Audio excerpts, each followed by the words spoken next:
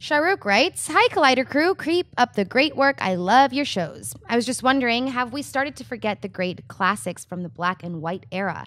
We seldom talk about the performances of Gregory Peck, Bette Davis, Audrey Hepburn, Cary Grant, Clarke Gable, among others, and movies like 12 Angry Men, Rear Window, Roman Holiday, To Kill a Mockingbird, Mutiny on the Bounty, Judgment at Nuremberg, Casablanca, for example, these days. Why don't we reference those classic era films and performances in our movie talks nowadays? Have they lost modern relevance? What are your thoughts?" Thanks a lot for the question. And I think except for Roman Holiday, I know we've talked about all those films at one point or another on the life of this show. But yeah, you raised up a great point is, a part of our movie fan collective discussion, we don't go a lot, and not just us, I mean us as film fans as a whole, we don't go into these films a lot.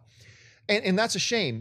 Part of the mission I feel like we have here on Movie Talk is we talk about all the modern stuff, but that kind of serves as a platform for us to sneak in. Oh, and by the way, if you have not seen Lawrence of Arabia, see Lawrence of Arabia. If you haven't seen the original Kirk Douglas Spartacus, watch that. If you haven't seen, Bridge Over the River Kwai, make sure you watch. We try to sneak in those things too because we want people who watch Movie Talk to be exposed also to, cinema that maybe they haven't thought about or haven't talked about before. But at the same time, it becomes an issue of communication in a way, right? Because part of communication is using shared points of reference that you can use for allegorical impact, when you're talking to somebody, so people understand what you're getting at. So, for instance, if we watched, let's say we were watching Mission Impossible and we wanted to compare the villain to something, you say, you can see elements of Heath Ledger's Joker in there, right? That's a movie we've all seen. That's a common point of reference. So you'll better understand the point it is that we're trying to communicate. If we go back and started talking about, Ben-Hur, this reminds us of the Roman soldier in Ben-Hur and blah, blah. The chances are you haven't seen the original Ben-Hur and you won't understand the reference. So sometimes as just a reference and a point of communication, we'll reference movies that we know we have a shared common point of interest on or a shared common point of experience with, whereas you can't really do that with a lot of the older cinema. I like Rewind, our segments and what used to be our own show, because we do get to go in those films and we'll always be looking for ways to bring those types of films up more. But why we don't, as film fans, you and I together and all of us together, why we don't reference them a lot is because we'll alienate a whole bunch of people from the conversation if we don't, because they won't understand that reference. Hey, that's just the way I see it. Schnepp, why do you think that the classic cinema stuff isn't a more regular part of film fans' conversations? Well, I'll use our show Rewind. I mean, we used to do a show called AMC Rewind. It just people didn't watch it. It wasn't a big numbers thing. And especially with us moving over to Collider, numbers mean something. So it's like people love to talk about film, but if you don't have that point of reference, we were doing this show to say, hey, if you didn't see this movie that happened in the 50s or the 60s or the 70s, check it out. We were giving, tips to, out of the millions of films that have been made, here's like several thousand that, you should watch if you're going to delve deeper into the history of film. It's hard to get people interested in seeing black and white films nowadays. I hear that all the time from people that I talk to who haven't seen a black and white film. They're like, it's old, it's boring, it's slow.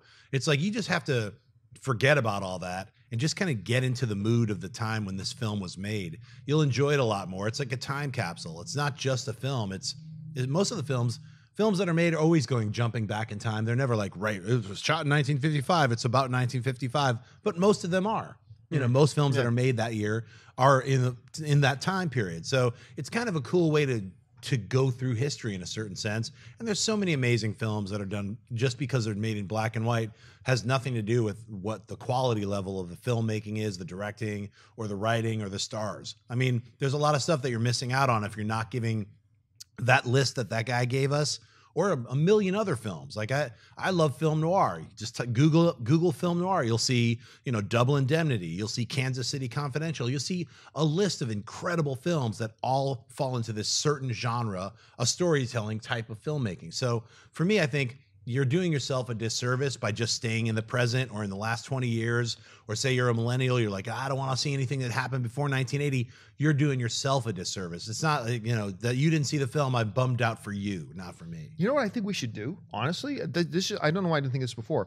We should put together a list, not a daunting list like a 100 or something, but maybe a list of like 30, right? Where we put together, and we'll do a video on this, the 30 films over 30 years old that if you're a film fan, you should treat yourself and watch. Sure. We should probably put something like that let's do together. that. Like That's cool. 30 films that are over 30 years old that you absolutely make sure that you watch and put that out, and we'll give you guys a point of reference to start from. And I love that idea. Oh, anyway, Wait, Mark, what do you think? so movies existed before Jaws? That was a thing. No, that was happened? the creation of the camera. Yeah, Steven that's what Spielberg invented the He video invented the camera, right? Yeah, he did. And then he had a good shark buddy that he went to school with, and then they made a movie together. Going to John's point, then what needs to be on that list is Vertigo, is Psycho, is King Kong, is Wizard of Oz, Gone with the Wind, Citizen Kane. These are movies that we don't reference enough, because I think that sometimes you're like, oh, you look like your dad, but you don't necessarily say you look like your great-grandfather. So when we talk about a movie like Pixels, it steals a lot from Independence Day, which borrowed from all these other things to go all the way back to like War of the Worlds, but it's just the lineage is too far where we talk about that. So we go to the most immediate and recent point of reference. So sometimes movies get lost in the shuffle, but they shouldn't. And if you're a movie fan, you owe it to yourself to investigate how movies started to become from talkies all the way up to the, Pixels. Sinead, let me put you on the spot here.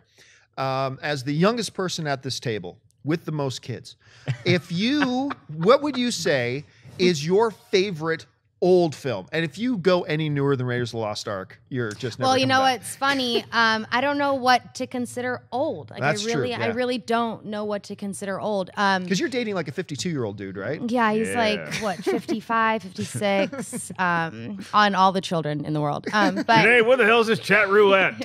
Pepita just pooed in his pants again. Get over here. but Peta does not poo in her pants. Okay. Her. Did I say it? Yeah, Pepita, she pooed again. No, I don't know what to consider old. When I say old, everyone's always like, "Oh my gosh, shut up." She said old. Okay, I'm 23.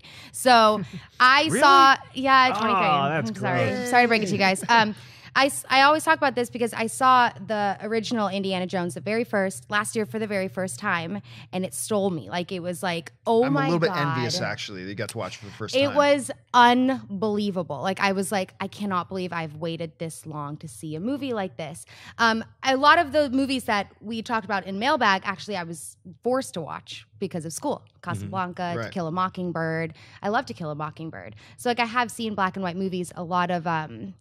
what's his name? Marlon Brando. Like, he did a whole era, or like a whole unit on that in English, I remember. So I've seen a lot of black and white movies. I get more lost in the 60s, 70s, and then it picks back up in the 80s for me. I also saw Ferris Bueller for the first time last year too, and everyone's always like, oh my God, I can't believe you waited so long. That movie too, I'll watch every single day for the rest of my life. I love it so much. See, so for me, it's like I've seen a lot of that because that is what we were forced to. Right. For me, a list that you guys are talking about, I think it's an amazing idea because a lot of the movies that I have been introduced has been because of being a part of first AMC and now Collider.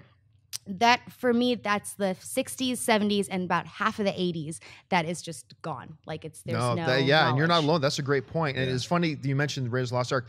Anne watched Raiders of the Lost Ark for the first time like a year and a half ago. And it was great. One of the great things about being in LA is that a lot of the movie theaters will play the old classic movies. Yes. And they were playing all the Indiana Jones films. And she's like, we're going to go to the theater and watch all of them on the big screen. That's how I want to see them for the first time. I'm like, right on, babe, let's go. And she watched the first Indiana Jones, Raiders of the Lost Ark, and she's like, well, she swore. I won't swear, but she goes, Harrison Ford was sexy. I'm like, Yeah, he's so and hot. then she was just like watching every Indiana Jones movie after that. So